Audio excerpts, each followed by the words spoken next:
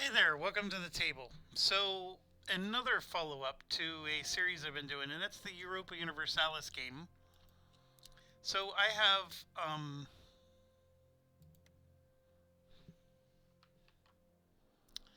don't want to lose my spot.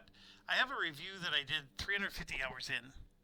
I'm currently at just under 500 hours. I'm probably around 450, 470, somewhere in there. We can verify it once I get off the screen. So on December 5th, I was 350 hours in, and December 5th was almost 2 months ago. So I played another 100 hours after this, and I have been at a spot where I'm sort of done with the game until they make improvements. And you'll see that I just wanted to go over my review of the game, explain a few things. I do have the game launched, so I can show you a few things. But basically, as I explained, I played Portugal a lot. I would say that my time was very evenly split between Portugal, England, Bohemia, and Austria. Like I bounced around between those four countries. I played a little bit of Castile, a little bit of Muscovy, a little bit of France, but I mostly played those. I tried Brandenburg a few times, and I also played a pretty long game of Sweden, which was actually a very decent game, to be honest. Um, Bohemia is by far and away the best start in the game. There are some events that start hitting you within the first 100 years that's meant to, you know, cut Bohemia down to size. So I guess historically Bohemia was a powerhouse, and then they had some, like the Hussite Wars and different things. The game doesn't quite, like they seem scary, but your vast wealth and ability to produce buildings and generate manpower, you can easily overcome those as long as you understand the mechanics of the game. But it's still a great start. Like if you're trying to figure out, okay, what's the first nation I should play as, Bohemia is by far and away the absolute best. Um, I think Portugal's also really good for learning the game. You just gotta understand to make Castile your friend. So I did finish a full game as England. I actually finished two full games of England. That at the time of writing this, I only finished it once, but then I finished it yet again, a second time.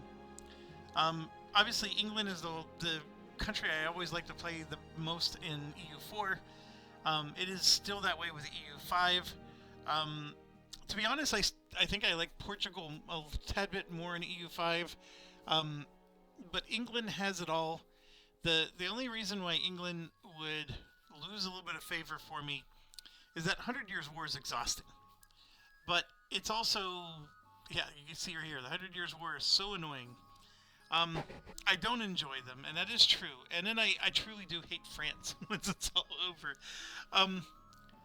The war score is a little wonky with England.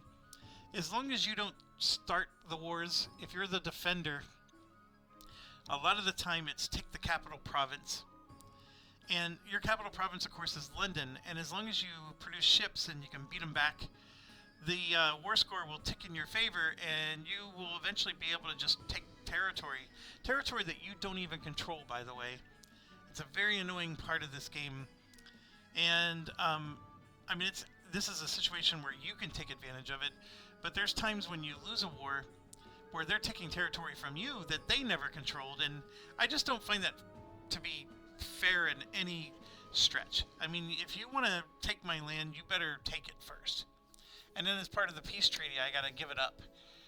But if you demonstrated you can't take my land, then you're not going to get it as part of peace treaty. Or if you do get it as part of a peace treaty, I have to at least agree to it. What this game does is they just take land from you because there's this, sometimes they auto piece you out, and you're just stuck accepting whatever they took. It's a little annoying. I do hope they fix that. This is me explaining how I created some vassals on the European side and let them be their own country. They have since released a couple patches to change the dynamics of this, but for the most part, it still works. Oh yeah, Korea Korea is a very powerful nation as well. The only issue with Korea is you are a subordinate, a vassal. I don't remember what type of vassal, but Korea would be another good start for you if you don't want to try the Bohemia thing. I did do a 100-hour review. At 350, I do understand things better, and I wanted to talk with you about some of those things today. I am absolutely convinced that most people have not played a full game. The people who review this, and it's evident in what they complain about. There is this concept called control. It's not bad if you accept it for what it is, and we could get into that some more. Control is a big factor, though, in what you can or can't do, but the key thing to understand with control is the game's balanced with it. And so even though your control stinks, the game is made for your control to stink. So as much as you would like it to get better, it's balanced for it to not be better at that point in time. I mean, that's the best way I can put it. Market locations are king. I used to play Portugal with one market, and the playthrough that you saw, I did do that. I now make a second one at Porto. Now, I do debate on whether that I should do that, but let's talk about that for a bit. So if I create a new game, it'll get there.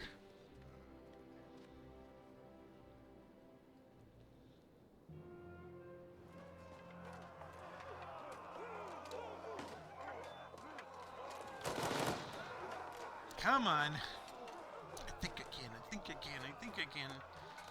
That last 1%. Alright, so let's choose Portugal. I guess it doesn't matter if I'm Iron Man. I always turn on Iron Man. Let me just say, I said that I'm done with this game because I think they need to improve it. But man, oh man, this has the potential to be a great game. And I still believe that. I just, you know, some people are really down on this game. I'm not one of them.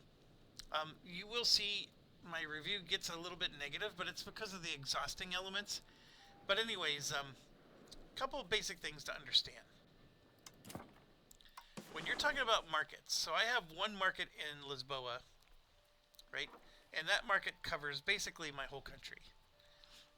It could, I think there's some provinces here that are part of Castile. So there's no reason it has to stay within the boundaries of my country. It can leak into other countries. But what determines that? Well, what determines that is the market access. So the market access is 100% in the province that it's located. It has maritime control over the water, so it can reach wherever the water allows it to reach. So Porto, which is, I think, here, it reaches that. So these areas are very strongly in the market, much more than maybe the middle. Now, what causes market access to drop? Distance. So as you go from one province to the next, the market access drops. And I believe, so right here you can see the control drops to 88%. And when the control drops to 88%, is market access in there? No, but if I click on the province, oh, I might have to get out of this particular screen. There we go. So I'm going to hit the, just go back to the economy part. So you can see we have, let's just get out of that and then click on this. There we go. So the market access should be, man, it's funny how it's only right here. It's 93%. And the transportation distance made it drop by 6%. Then I'm going to go a little bit further away. See, it drops to 89%. And then there's 84, 75, 74. Then Porto jumps back up to 80. Now you might be wondering, well, why is that? That's the maritime thing I was telling you about. So the distance is calculated as provinces. So even though you may have long provinces or wide provinces, it's the province, the number of provinces contributes to the distance more than the actual. I don't think the game actually has physical miles or kilometers, whichever unit of measure you use. It's number of provinces. So, like this province down here is at 82% because the roads or whatever, and roads do help it. And if we hover over it, it shows negative 17%, but it looks like I can't get a more detailed breakdown. So I can't figure out like why is that 17%. It doesn't help me. But that 82 is, you know, not bad. Most of these items are. So what does market access mean for us? Well, if you have a building here that sells a particular good, lumber, doesn't matter what the good is, you're going to get 82% of that is going to be available for you to take as income. And the income is then split between yourself and the other factions. So the crown gets 24% of that. Right? That's what that 24% means. And then nobility gets 35%, 22%, 8%, 8%. So when goods are sold, the money gets split between all of us. And the higher your crown power is, the more money you're going to get. Now, that is cut. This 82% is the maximum. So basically, if something sells for $100, it gets reduced to $82, and then that money gets split amongst us from there. Now, I could be a little bit wrong, because there are some nerds that really got into the math on this. It is possible that the other estates are getting more money. The point is I don't care what money the other states are getting. I only care about my money I'm getting. I'm telling you that my money, if I'm supposed to get $100 off the transaction, I'm only going to get 82. So it's either the amount that it's sold for is reduced to 82%, and then they divide it up from there, or they divide it up, and then the amount you're supposed to get gets cut by 82%. Either way, just understand you're getting 82% of something. Whether the math's done before or after, I do understand that does change the amount you get, but I'm not as concerned about that part. The thing I want you to understand is that the market access is lower the further away you get. That's the key thing. So when you're talking about Lisboa here, the capital is at 100%. And right around the capital, it's in the high 90s. I mean, this is really good. So then you get to Porto, right? So Porto is at 80%, but then you start to really drop, like it's 67%. And that's because it has to go by the sea, and then of course it's going over the roads again. And some of these, like this one, as low as 58%. Okay, so let's say I go to Porto, and I'm going to go to the markets. I'm going to create a market. And I want to create one, and it's actually saying that Porto is a great spot for a market. Why is it a great spot? Well, some of it has to do with, you know, first of all, you have to have a town. It can't be rural, at least I don't think it can, which is why all these ones are grayed out. And I think the other parts of it is this has good harbor value.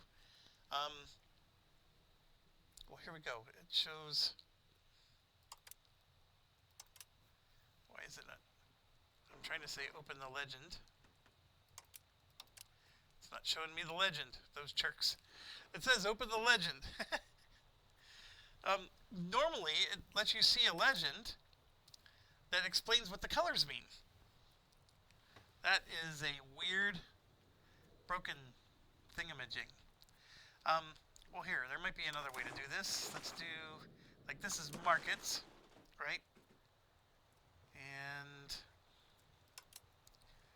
yeah, that just shows the color of the market. See, that's how the legend's supposed to work, right? You see so it's, for whatever reason, it's just not, when I'm trying to create a new market, I've never had the legend fail on me like that before. So, yeah, nothing's showing up. Anyways, what I'm trying to say is Porto is one of the best places to build one. The reason being is it has harbor access, which you always want harbor access. Like Faro might not be bad, but as you saw, that these numbers were really good because they weren't that far away from Lisboa in the first place. Also, I think the harbor thing helps. But up here, these were all really poor. And you can see there's quite a few provinces up here. So I'm going to put one in Porto. And that took a large portion of my starting money. I'm going to just do some very basic things. We're going to automate the markets.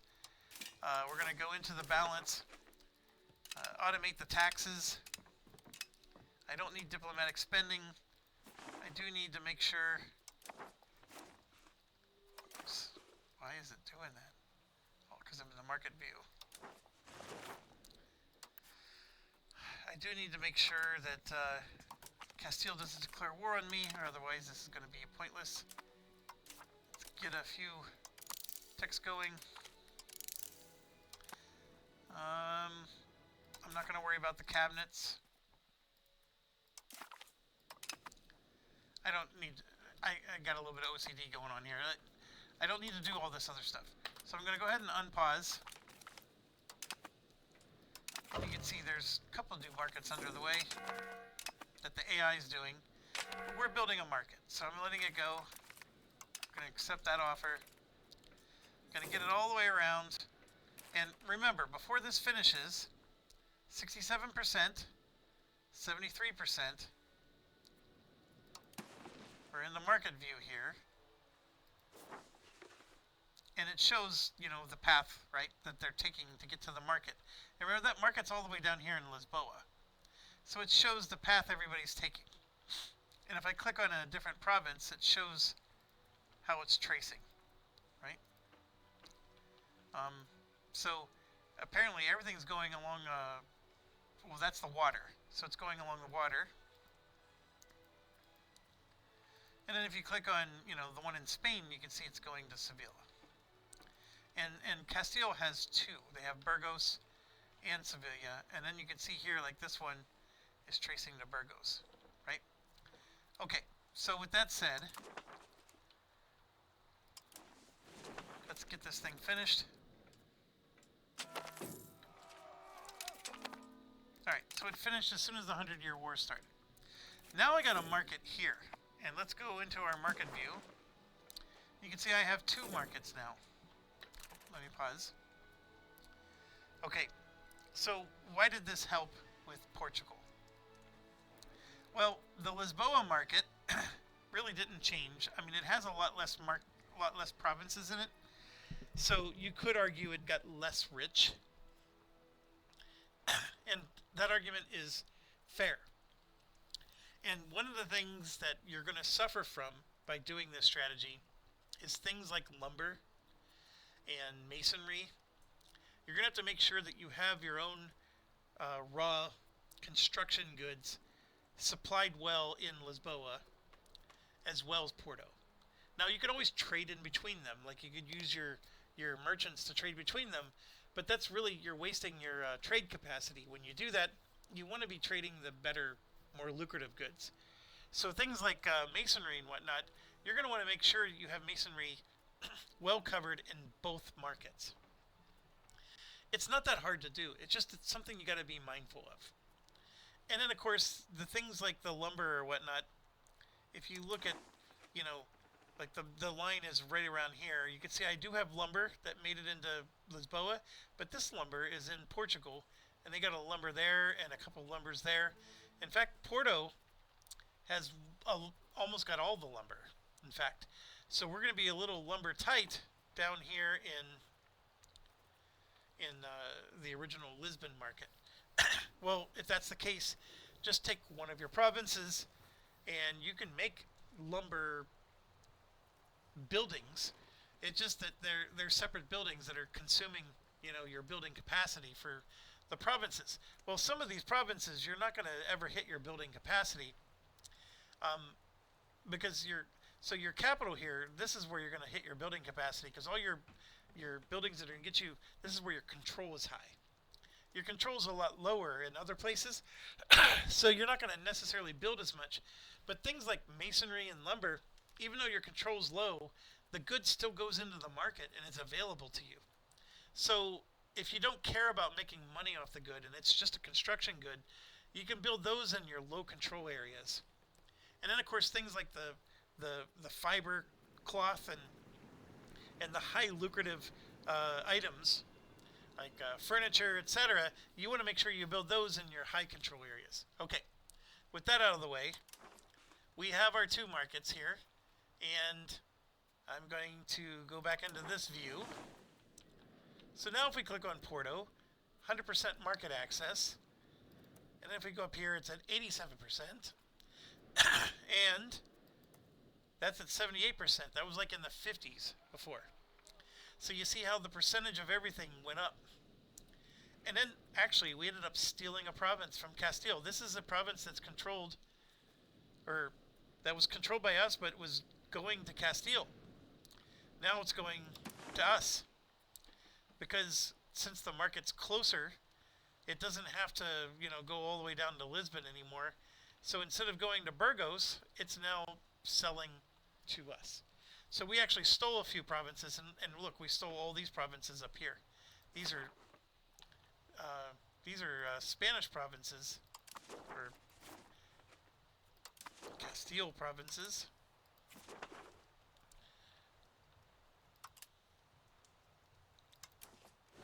Yeah, see, those are provinces that belong to Castile, and now they're selling to the Porto market. And right there you can see. So all these provinces now that are a part of Castile, they're now trading in our market. So we just picked up a bunch of provinces. So that's pretty cool, right? So then what does that mean for our money? And I probably should have done a little bit of analysis on this, but in terms of our traders and how much they're getting in trade income, this is, of course, active trade, and we haven't built any marketplaces or anything like that. We've been ignoring, building those types of buildings. We now have 2 separate markets we have to build in, and, and I can do things like this to get some minting up.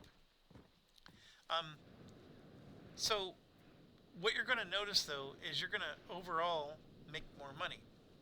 One of the things that I didn't do that if you remember from my Portugal playthrough, I told you that the fort maintenance is way too high.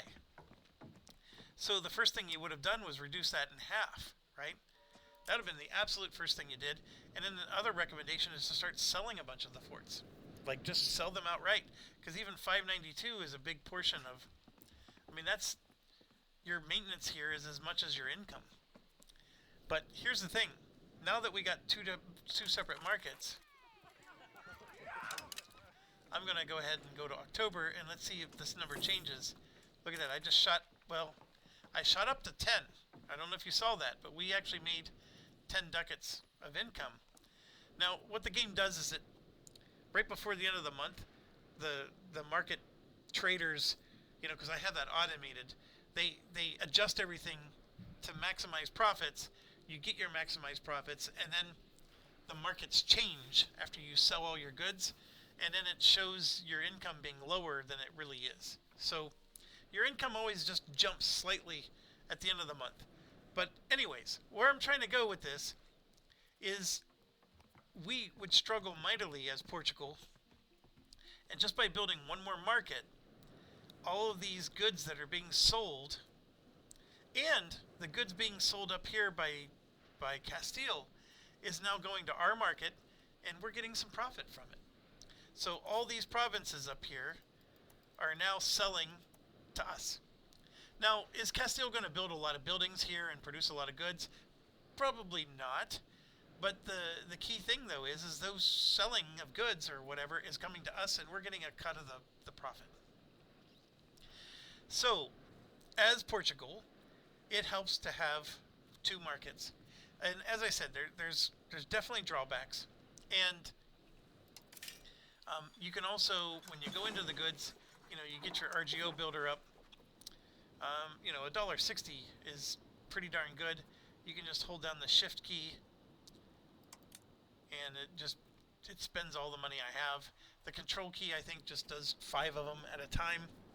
And here you can see it's trying to build the horses in Mora. And the problem is this is only for the Lisbon market. I forgot to remove the filter. So now if I remove the filter, I'm out of money now. But here you can see that some of the markets up here would also get me some decent money, and that was my fault. So I could just click on the Porto market, for example, and you can see there's $1.10 from Fiera right here. And it's not quite as good, but there's some things you gotta just build up. The roads aren't as good, you know, things like that. But your items will go there. Now each market has its own separate capacity. We have a 7.86 here, and we have 5.61 there. And so that means we can buy and sell from each market, and the number of merchants we have is really not a factor. It's more of the capacity is what matters. But the other thing is like if one market needs wood, and the other market has a ton of wood, that doesn't necessarily help you. That's the biggest drawback of having 2 markets is, and you know, and Castile has 2 markets, and they're doing fine. You could argue that you should make extra markets with most of your countries. Like right here, you can see London has its market, and then Scotland has one, and then Ireland has one. It's really a tough debate on like what do you do? Like, do you split that up and make 2 smaller markets, etc., etc.? Anyways, I probably beat this to death by, you know, making these RGOs. Here you can see so here they're building some construction. They're building clay pits, and you can see now they're making some masons, right? For Castile, these 2 are making masonry for our market. Probably because, you know, Castile needs the masonry, right? And our market has it, or doesn't, because we just made a brand new market. Alright, so now we got a couple of them that finished. And you can see they have a few that finished. And I'm going to get one more in. I mean, it didn't make a huge impact. Look at that, we jumped up 2 ducats. So just by making a few RGOs, we increased our profit by 2 ducats. And now, the funny thing is I only improved the RGOs in the Lisbon market. But if I do the same up here, which I'm up to 45 now, so I could do a little bit.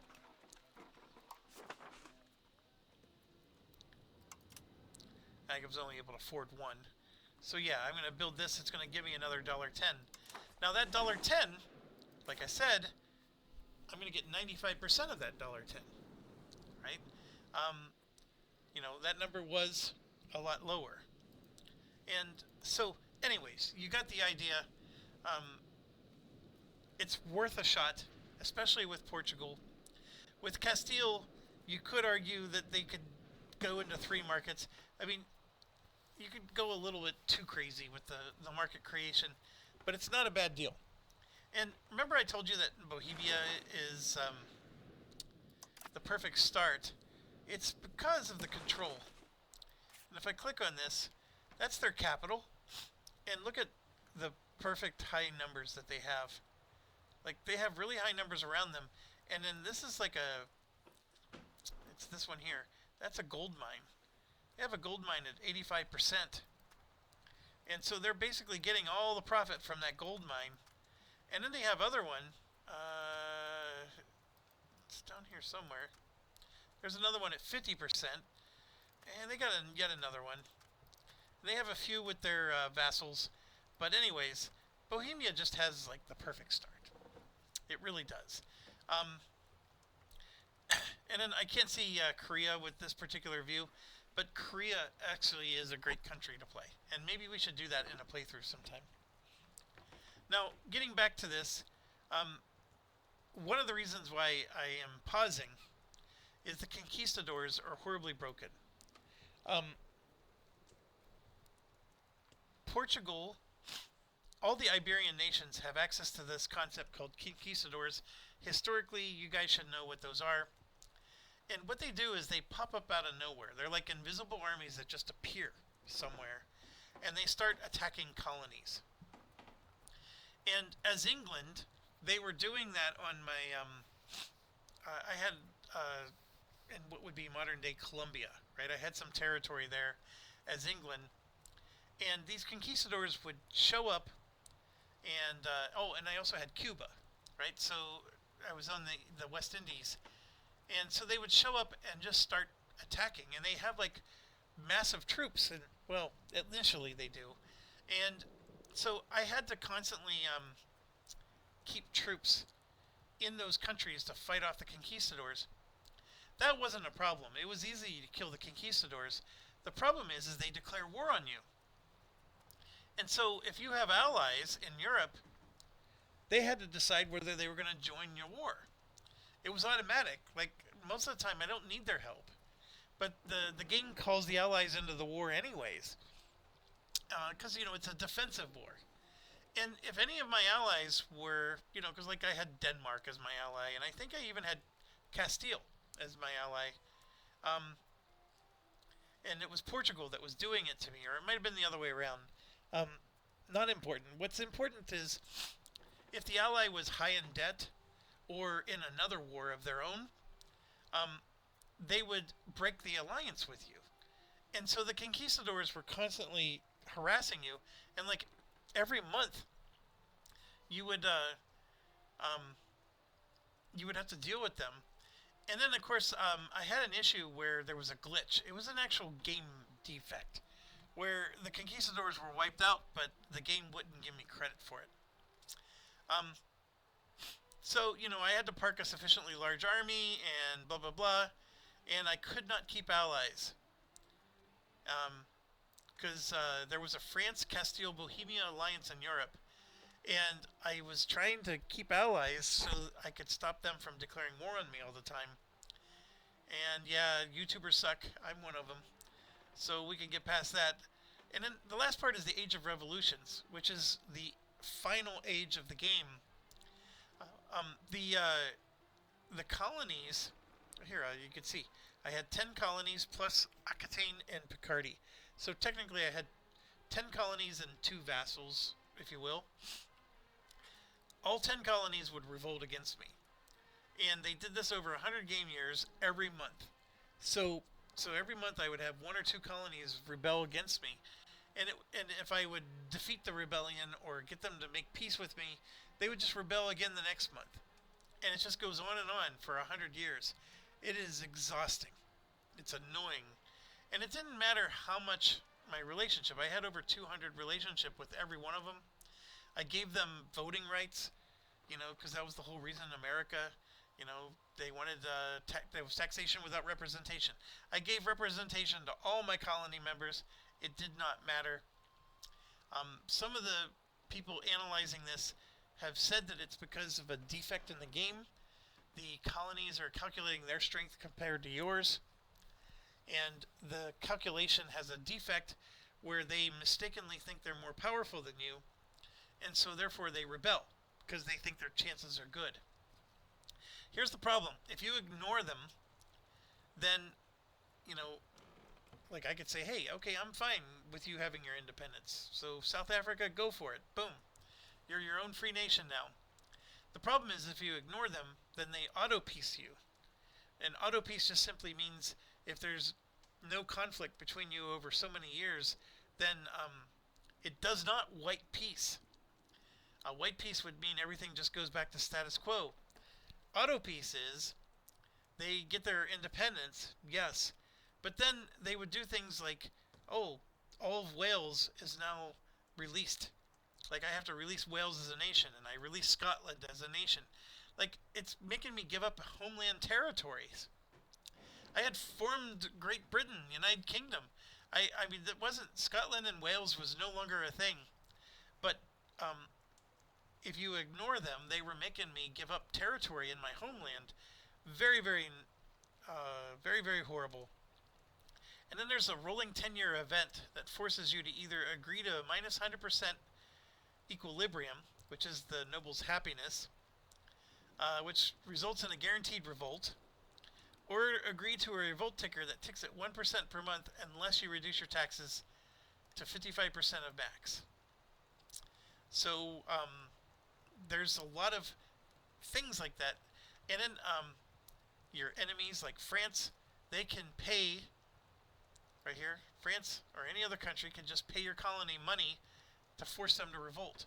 So even if they were loyal to you, it doesn't matter. You could pay them money and then they just instantly lose loyalty. The AI did suffer from this. I had some issues with automation. There's a lot of things like when you have colonies throughout the world, there are things like China, actual, China ware, or pepper, right? The exotic spices. Your automated trade merchant guys, they'll buy and sell whatever gives them the most profit. But if you want to bring pepper home, you may have to buy pepper and sell it in another market like South Africa, where pepper is really not much of a profit. But the reason you're bringing it back to South Africa is because then you can go from South Africa back to your home and sell it in London. So you're trying to chain your markets that you have control over and get pepper to go home. Well, pepper's not profitable in South Africa, but it's very profitable in London. And the problem is your merchants are trying to sell directly from China all the way to London, and of course their trade range is too small. So the only thing in their trade range is to sell to South Africa. South Africa doesn't need pepper, so therefore they don't buy any because the merchants are trying to maximize for profit. So what I'm getting at here with the automation is you need to be able to designate certain goods. It says it doesn't matter how much this good costs, buy it. And there's just certain basic automations that would benefit greatly. And yeah, I think it's very salvageable, but I want to be able to add some special rules. So exploration, no issue with it other than I want to be able to click on the world where I want to explore next. Instead, I got to go through a list of provinces, and most of them I don't recognize the name to where it's located. And so it's really painful. I want to be able to click on the game map, hey, I want to explore here next, and just add it to the queue. A gripe with the game is population is king, so if you play a smaller country, you're gonna lose. If you play a bigger country, you're gonna win. And that wasn't always the case in EU4, and I'm not sure how much I really care for that. And this is just a game tip.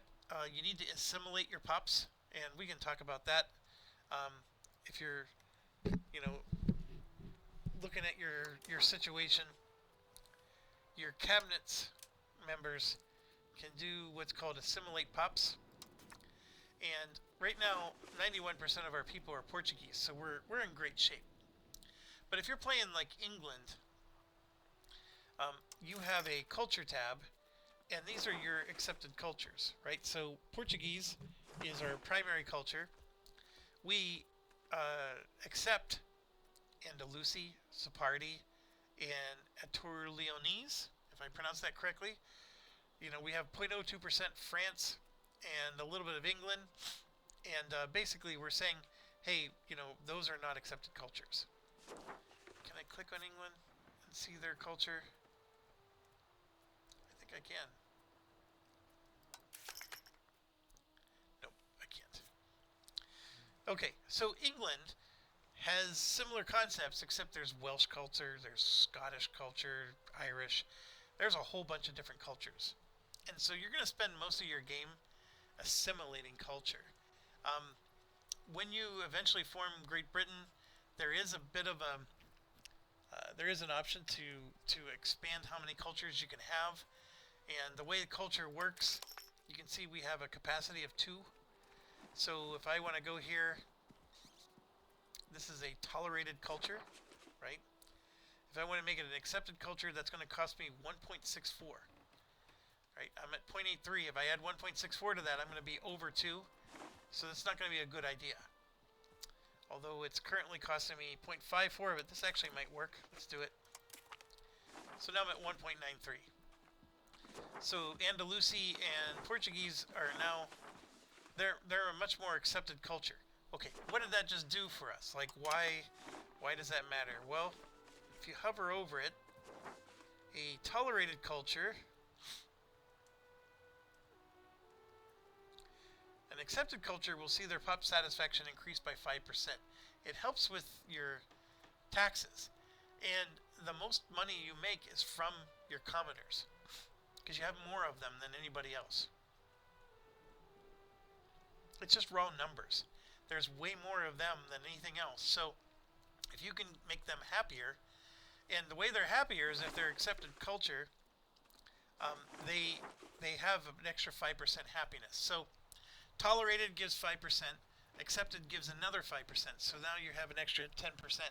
That 10% bump is huge, and it makes a lot of difference in your money that you're going to make. All right, so the assimilation is you're taking people from provinces and then you're basically converting them to your culture, and in doing so, that improves their happiness, which then improves your tax revenue. And with England, in my first playthrough, somebody was actually mocking me for not making a lot of money. I think I was reporting I made 400, 500 a month, and somebody was like, I make 4,000 a month, what are you doing? And I have to say that now that I understand the culture assimilation and some of the things better, I was able to get to about 4,000 a month, just like that guy was reporting. So, you know, even when you put 300 hours in, there's still things you can learn. And yeah, I'm easily able to get 4,000 a month with England now. And we're talking end game, like era 6. We're not talking early. But the assimilated cultures is a big, huge factor in being able to accomplish that. Combat is dull. They have just done a patch to improve this. I do think there was so much room for this to get better. I'm hoping that some of the future DLCs will do it. I wanted automated marriages. I don't care who my heir marries. I just want it to be done. I want to be able to move research up and down the queue. Sometimes I just want to change. And the only way to do that is you have to wipe out the entire queue and start over. I think Austria is a horrible country to play. And Bohemia is too strong. I'm not alone on that. Castile does wipe out Portugal way too much. Whether I'm playing them or not, right? Especially if I'm not playing Portugal. I just see Portugal disappear too much. Although when you're England, you want to see Portugal disappear because that's one less country who's competing with you for colonies. I don't like the sliders and I don't like the concept of economic base. I'm not a fan of it. I mean, that's me getting nitpicky with the game. I just think that the game is too lazy with, hey, you know, your economic base is 10,000, so we're going to make it so in order for you to improve stability in your country, you're going to have to pay, you know, 60% of that. I really think that the economic sliders and how expensive something is, how expensive it is to maintain your kingdom, should be a factor of control and how much you've expanded. So if you're a warmonger and you're painting the map, you can really control that by putting corruption and other aspects into the game where it's more difficult to keep your country together. If you're playing as a country that is completely, you know, you haven't expanded at all the entire game, and you're still in control of your base provinces, but now you're making more money because you're able to trade, you know, more valuable goods, the game shouldn't punish you. It shouldn't cost more to run your country just because you're able to make more profit. The whole economic base thing is they're punishing you based on how profitable you are. And what they should be doing is punishing you based on how much you expand. I think it's a big missed opportunity, and I hope they fix it. I do miss the mana. I think mana was the better way to play. I like EU4 because it did a lot of things right, and I think that some things were deliberately done in spite of it. But with that said, as you heard in the beginning of the call, I really, really, really like. I like the fact that you can. Well, EU5 has the potential to be great. It's not there yet. Anyways, I'm thinking I would like to do another playthrough of this, so let me know your thoughts. I could try to do Portugal again. Showing England is challenging because the 100 Years' War is very hard for me to play without swearing. I kid you not. I mean, that game gives me high blood pressure. Or we could even try Korea, right? I never went very far with Korea, but, you know, and then you can see there's some people agreeing. There's a few that really got salty with me, but anyways, I didn't mean to get too far into it. I do, you know, let's see, if I, oh gosh, I gotta go back to the main menu.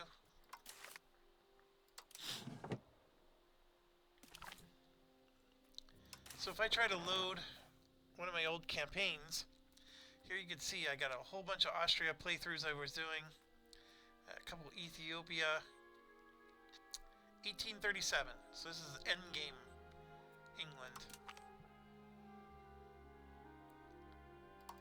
Yeah, it's an older version, so it may not load. We'll see.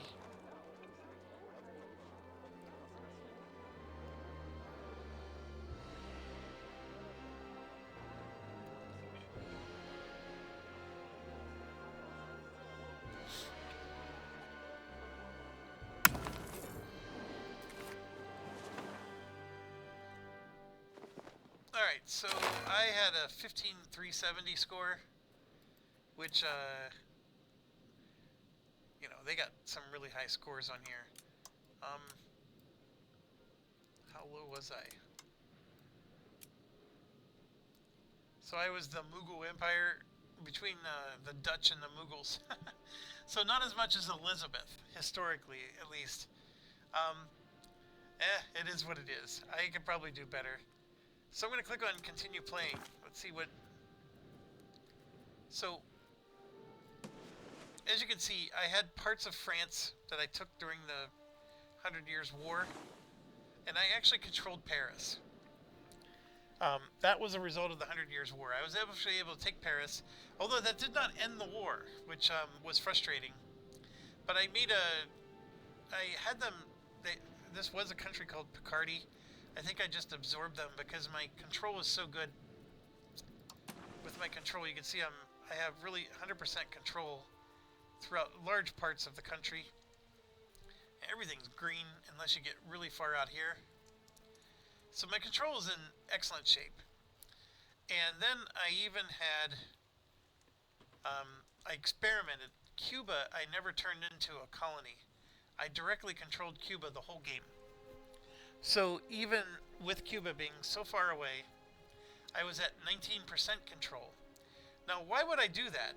Well, because Cuba has all these cocoa and whatever, and so now I'm basically selling those into my market. That's my market, not a colony's market.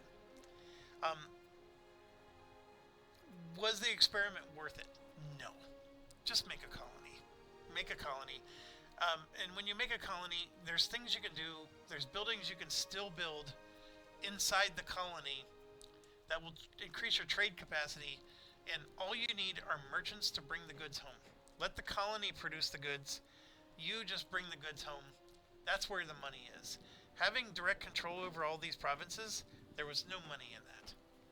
It did not give me more profit to do that. But it was an experiment, and then of course you can see I had the USA. I did really well actually with the USA. Spain had a very large section.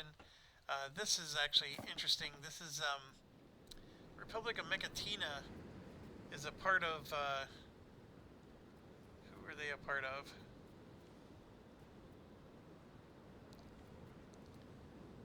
They were a part of something.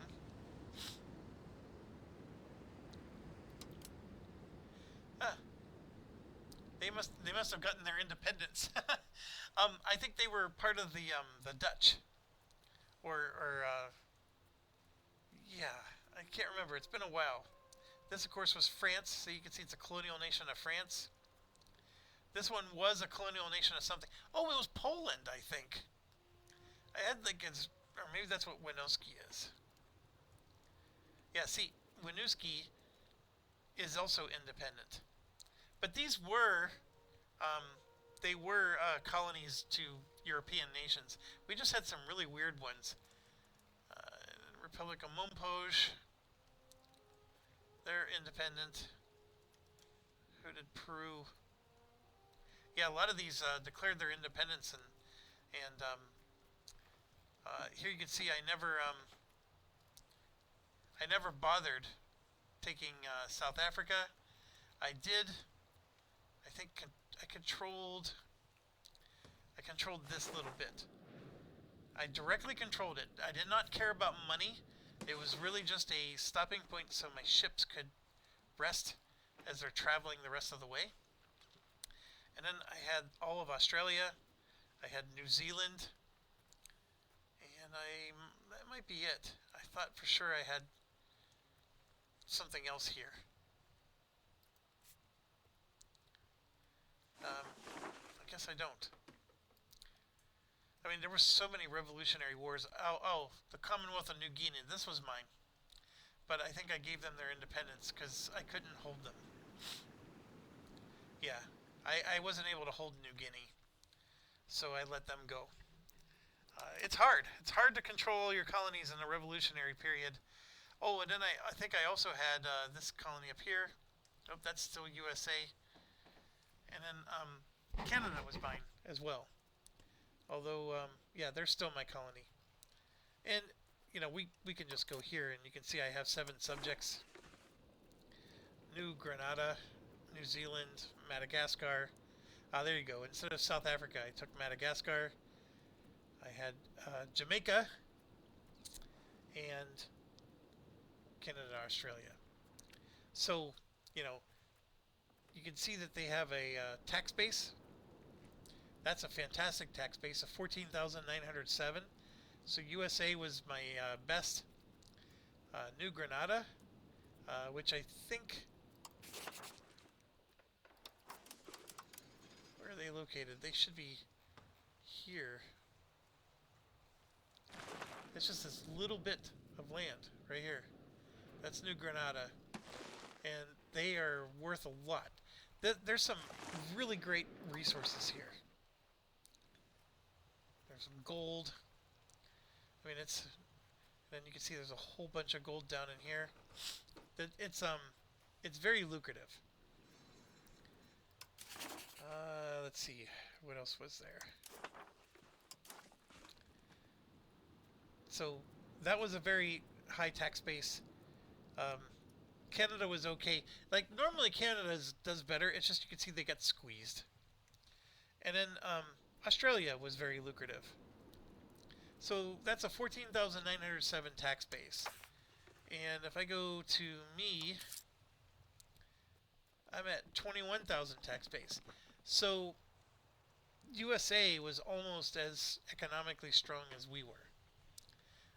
It's really good. One of the things I think I want to try sometime is when you create a colonial nation, you can give up your European nation and then just play the rest of the game as them. I think that would be really, really cool. And here you can see I have an income of 4,852, and that's me with a maintenance fee of 2,400, an army maintenance of 1,400. You know, I could shut off things like my diplomatic spending is 4,000. You know, if I shut that off, that jumps up to 8,600. So there's a lot of things I could do to make my income even better. And then you can see I have these shut off because remember you have to be 55% of your tax base or otherwise they revolt against you.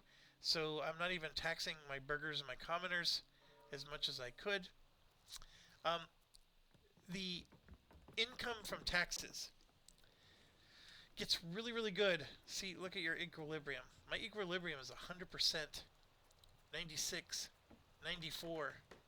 That's a fantastic equilibrium with my commoners. So my commoners, if I do nothing, they're at 94% satisfaction, which means my taxes are as good as it gets.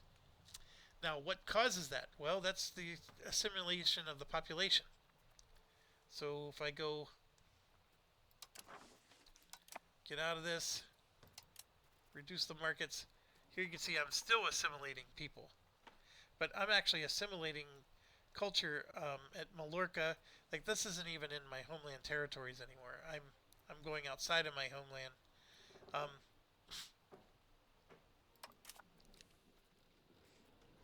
So if I'm assimilating pops, I'm at 79%, which, I don't know, you could always do better, but it's pretty good. And here you can see I was building a bunch of conscription centers, which would let me recruit more troops. Troops, army, military, all that stuff was important at the end. And yeah, so Kingdom of Great Britain, it was a fun game. How did it end? Well, Germany was actually one of the most powerful countries in the game. And that was Bohemia, by the way. Bohemia formed the German Empire. France was strong, but as you can see, Castile ate up a bunch of stuff, and then I held on to Aquitaine and actually lost a little bit to Castile. But here you can see I actually absorbed Aragon. I actually did that through a political union. And it took a long time, but I was able to do it. Portugal stayed in the whole game, which was really good. This was actually Naples, turned into the Kingdom of Two Sicilies. Here you can see Polish-Lithuania actually formed, which I thought was pretty cool. Hungary and, Austria got gobbled up. Milan became a big thing. The Ottomans did what Ottomans were supposed to do. Egypt was madmen. Morocco went a little nuts. Let's see here. What else do we got? India was still chopped up. The Punjab Empire. Like, when this was united, they were the #1 nation in the world. Here you can see Novgorod actually did extremely well, but they never formed Russia. And China got chopped up. So we're actually the #2 nation in the world here. And you can see Punjab is #1. So even with India chopped up, they still had a higher score. We were at 38-30. They were at 41-22. And then here you can see these are the hegemonies. And the German Empire was 3. So, yeah. It was a very good game. I rather enjoyed this, but like I said, there's just some exhausting elements to it. And this is what I did after I wrote that review. So some pitfalls. My attitude was, hey, since the colonies revolt all the time, I'm going to just directly control the land, which is what I did here. I wanted to see how profitable I can make Cuba be for myself if I directly controlled it. And once again, if you look at it, I never got above 22% control by the end of the game. I had also controlled Jamaica here, which, as you can see, I turned into its own country. And of course, when you let it be its own country, the control is really high. Because, the capital is there and, all the other stuff goes with it. So, here's the drawback. When you form a colonial nation, they get for free a masonry, a construction worker. They get like all this stuff that lets them get their economy going. Without forming a nation, you have to build those things yourself, which you would think, okay, that's no big deal. But the problem is you have to convert any of these into a town. That was really hard to do, because I think I have a town here. Yeah, Sabana, and that's actually a market. So I formed a market there. That's one of the key things you got to do is you form a market in your area that you control. Well, I had to turn that into a town. Well, how do you turn it into a town? Well, you got to have population above 2,500 people, I think is what it is. here you can see I have 119,000. That sounds like, oh Jeff, you easily hit that. Well, in the beginning when I was trying to do this, that was very hard. Every one of these provinces only had 500 people in them. So getting them up to 2,500 was very challenging. And you had to do that to be able to turn it into a town. And then, of course, I think it's got to go above 25,000 to become a city. But the bigger thing is that a town was all I needed. And Habana was another one. This was a harbor area. And so I was able to, build some harbor stuff. Well, how do you increase the control? Well, you need a harbor, right? Because you're coming through the sea zones. Anyways, long story short, the game makes it very, very, very hard to control overseas territories privately. Like, you really are encouraged, and it very much encourages you to do colonial nations. But then you get this. I mean, look at this. These are my rebellious subjects list. They're all at 0%. None of them like me. They're at 0% loyalty, except for Jamaica. And so, every month, revolt, revolt, revolt, revolt, revolt, revolt. And so you're constantly fighting to keep them. And look, they like me. That's their opinion. But their loyalty is 0.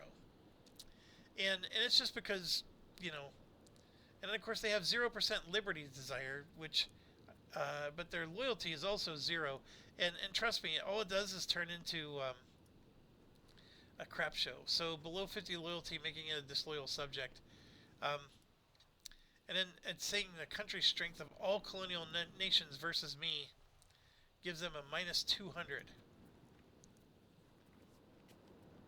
So all the colonies I have added together are giving them a minus 200 to their loyalty.